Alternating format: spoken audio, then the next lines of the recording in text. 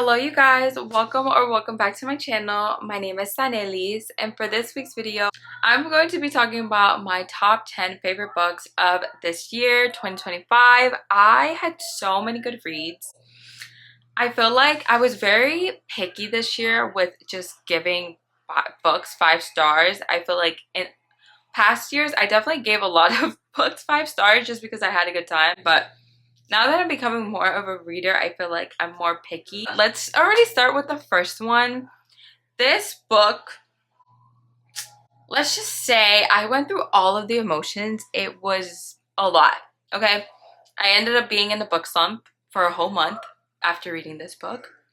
I still haven't read the second one in the series, even though that one doesn't even follow the characters from the first book. But I was like, no, I have to wait. But I will be reading that one in the beginning of next year. And I will be filming because I have to know my reaction to that book. And yeah, that was Magnolia Parks by Jessa Hastings. Now, if you know this book, you know what I mean by the whole mixed emotions thing. I really wanted to read this book this year, and I mainly read it because one of my book besties, Julia, this is one of her 5-star reads, and I was like, okay, I'm gonna read it and I'm going to do a video on it. And I loved it. I enjoyed it so much. I gave it 5 stars. It was so good. Like, I was like reading a chapter and needing to read the next one. This follows Magnolia and BJ, and I'm not gonna say much just so it doesn't spoil, but there is a main trope that I just don't like, and I know a lot of other readers don't like, and that is the cheating trope. When I knew that going into this book, I was like, I'm not gonna like it. Like, I know I'm just not gonna like it because of that trope. And then I loved it. The ending, like, I was shocked. I still think about it to this day. I'm excited to read, I think it's Daisy Hates, the second one. So I'm excited about that. But yeah, this was my first 5-star read of the year and one of my favorites as well. The best way to describe this is two people who are like soulmates, but they love each other so much that it hurts, that throughout their whole relationship, they're basically hurting each other back and forth. And yeah, but they're like meant to be at the same time, you know? And you're probably like, that sounds like they're not meant to be, but trust me, you just have to read it and see for yourself. Okay. This next one is actually one of my favorite sports romances and just hockey romance in general. It's Spiral by Bal Cabra. I would say Bal Cabra is definitely one of my new favorite authors this year, and I'm so excited to read the third one of this. I feel like the reason why I love this one so much is because I related so much to Sage. She's an older sister, and she's just going through things and just trying to figure out life, and I just loved her so much. I think about these two all the time. This follows Eli and Sage. Sage is a ballerina.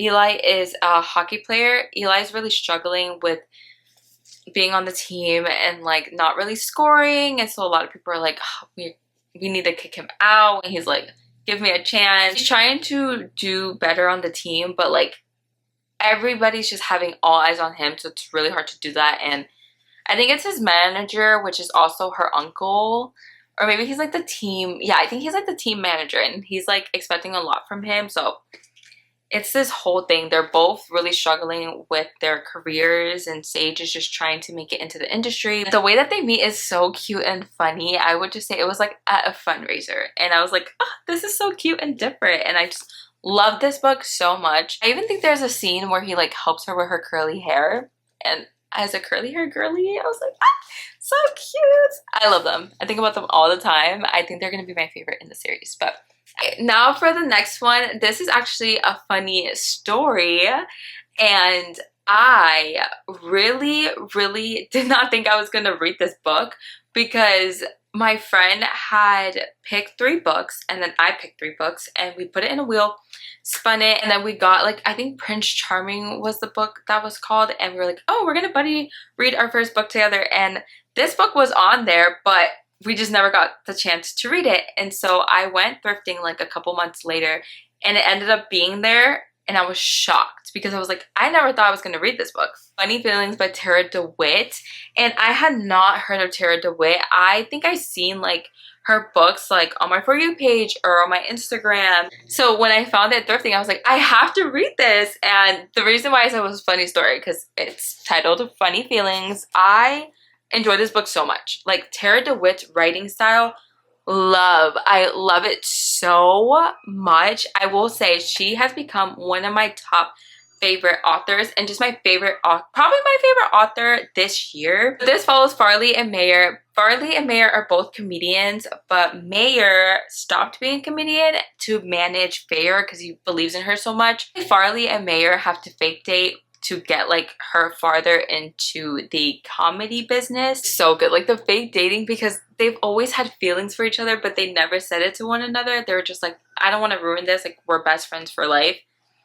And then when they fake date, all those emotions start coming up and it's just so good. I did not expect to love it so much. I rated it 4.75. It was so close to being a 5-star read of mine. I don't remember why I didn't give it a 5-star. Honestly, if I was to change it now, I probably would give it a 5-star, but I loved it so much. Also, I rated Spiral 4.5. So for this next one, I really wanted to read a lot of new authors this year, and this one I kept seeing coming up. It was just like cute, cheesy rom-coms, like quick reads, and I read this during the summertime. That was Practice Makes Perfect by Sarah Adams, and this book was so cute. I related so much to the character Annie. She was just, I just loved her so much, and I felt for her, and I feel like she was like struggling a lot with just trying to be herself openly, and I was just like, oh, my girl, like I love her. So basically this follows Annie and Will. Annie is the youngest of the siblings. Each book follows a sibling. The first one is One in Rome. It's the One in Rome series, and they're based in Rome, Kentucky, and the first one follows Emilia and Noah. And Annie is the youngest sibling, and Annie's like, there's more to me than just being the nice, silly, innocent one. And Will just like sees her for who she is, and he used to be, or he still is, the bodyguard of Amelia from the first one. So he's just like very protective, and he's like the bad boy kind of. So when they both like, he starts giving her like dating lessons, and when they like start getting like involved with each other as just being friends, like the whole town is like and Annie's basically like, guys, like, do you know me at all? Like, it was just so good. I loved it so much, and Sarah Adams has also become one of my favorite authors. I cannot wait to read her other books. This next one actually came out last year, and it took me forever to read, but I finally got a chance to read it this year, and that is Buddy Story by Emily Henry, one of my favorite authors. This is definitely my favorite book of hers. I just enjoyed it so much. It was funny. There was so much good banter. Like, that's one thing about me. I love good banter in books. And I feel like it was so interesting how they came about, if that makes sense. So this follows Daphne and Miles. Daphne and Miles. I was like, what? Like, what kind of book am I gonna get to? Basically, Daphne's ex-fiance basically decides that he wants to be with his childhood best friend, and that happens to be Miles' ex-girlfriend. And so they're like, I have nowhere to go, should we become roommates? And so basically they're dealing with heartbreak together, and then they end up fake dating. You know, you have to get the exes a little jealous, and I was like all for it. I was like, this is so funny, so good. But of course, emotions get involved, so it's like, no. So like the ending, really, I was like, okay, what's happening? Like, so good. Really love this book. I'm pretty sure I rated it a 4.5. But yeah, definitely my favorite book by Emily Henry. So good. I had to wait for the paperback to come out because I just love when all my books match up. But so good. Love this cover. And honestly, the best way I could describe Miles, he reminded me a lot of Harry Styles. And I love Harry Styles. So I was like, I need to read it immediately, but didn't. you know, it took me a while, but hey, I read it and I enjoyed it, so that's all that matters. Okay, this next one, we're getting into cowboy romance because I love me some cowboy romance. And this was also a new author. I really wanted to read new authors this year. The book I'm talking about is Lost and Lassoed by Lilah Sage, and it's the enemies to lovers. They've been around each other basically all of their lives. He is her best friend's older brother. This follows Teddy and Gus. Teddy basically drives Gus crazy. Gus is a single dad. He's very grumpy. When Teddy's around, he's just in an even worse mood. Like, he cannot deal with Teddy. And I was like, oh, I'm all for it, because Teddy ends up becoming his daughter Riley's nanny. Basically has to be around her. He has no other choice because she is all he's got at the moment, and because he just needs to do a lot of things, and he has his daughter for the summer. And yeah, so good, so good. So much stuff that ends up being uncovered that like Gus thought about like before, when we just thought that he was just grumpy and didn't like Teddy. Like, so many moments revealed, and like Teddy, and I was like, I would not have guessed that this happened between these two characters. I rated this a 4.5, I think 4.75. It was almost also a 5-star read, you guys. So many close 5-star reads, but it was so good. I really, really enjoyed this one. And it was honestly a quick read. I think I read this in 2 days, so highly recommend. Now moving into a new genre. So you guys, this year I finally read my first romance book, and I was so excited about it. I didn't think I was gonna really enjoy it. I was like, oh, am I gonna enjoy fantasy? Like, I'm a romance girly. I was like, okay, there's romanticities, and that would get me a little bit more interested, you know? And so the first one I read this year, which happened to be a 5-star read of mine, was Powerless by Lauren Roberts. If you haven't read fantasy and want to get into it, I feel like this is such a good first read where you could understand it. Like, I was following it through so well. Like, all the characters, I will say, I get very confused with the powers and the places, and I have to remind myself constantly. Thankfully, a lot of fantasies have like the map in the beginning, which helps a lot, and most of them have like the list of characters and their powers too as well. But this one follows Peyton and Kai. Peyton is an ordinary and she has no powers. So Peyton basically is pretending to be a psychic, and that way she could kind of like go under the radar and not really get questioned, because they do not allow ordinaries, okay? Ordinaries, they're like, no. Like, yeah, bad things happen to ordinaries.